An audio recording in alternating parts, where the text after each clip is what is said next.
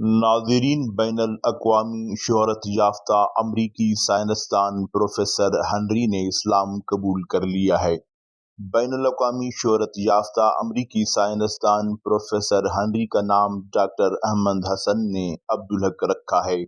रिपोर्ट के मुताबिक doctor Henry stem cell medicine में दुनिया का सबसे बड़ा नाम है और उन्हें मुमताज़ साइंसदानों में शुमार किया जाता है। प्रोफेसर डॉक्टर हेनरी एक मशहूर अमरीकी यूनिवर्सिटी में प्रोफेसर हैं। Yeah? I think I already did. Yeah, alhamdulillah. already. Alhamdulillah, alhamdulillah, alhamdulillah. So, what we will say, inshallah. Just Put your hand. Shake hand. Say after me. Ashhadu Ashhadu anna anna la ilaha La. la ilaha la ilaha illallah. illallah وأشهد wa ashhadu أن anna محمدا Muhammadan رسول Rasul الله. Allah. Allahu Akbar. Allahu Akbar. In English, Allahu Akbar. Allahu I bear Allahu witness Akbar. Allahu I Akbar. bear witness that there is no God but Allah, there's no God but Allah, and I bear witness and I bear witness that Prophet Muhammad that Prophet Muhammad is the messenger of Allah. is the messenger of Allah. Allahu Akbar.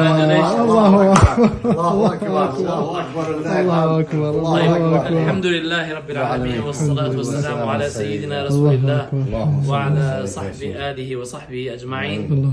الحمد لله الذي هدى العالم الدكتور هنري إلى دين الله والدخول في الإسلام، واليوم هو الأول من شهر رمضان المبارك من عام 1445. نسأل الله سبحانه وتعالى أن يثبت قلبه وأن يربط على قلوبه وقلوبنا أجمعين. اللهم يا مقلب القلوب والأبصار ثبت قلوبنا على طاعته.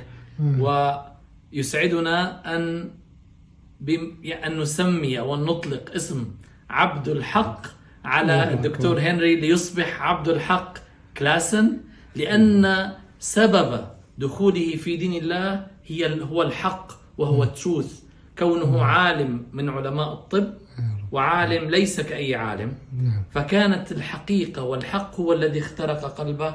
أسأل الله سبحانه وتعالى أن يثبته ويجزيكم الخير. اللهم آمين. الله أكبر. الله أكبر. الله أكبر. الله أكبر. الحمد لله. الحمد لله.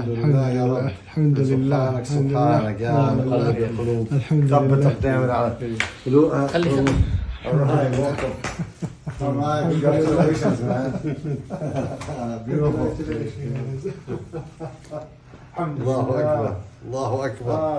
أنا جسمي قشعر يا دكتور. ما شاء الله ما شاء الله. ربنا يتقبل ربنا يتقبل. الحمد لله. الحمد لله. الحمد لله. الله أكبر. Congratulations, Professor عبد الحق.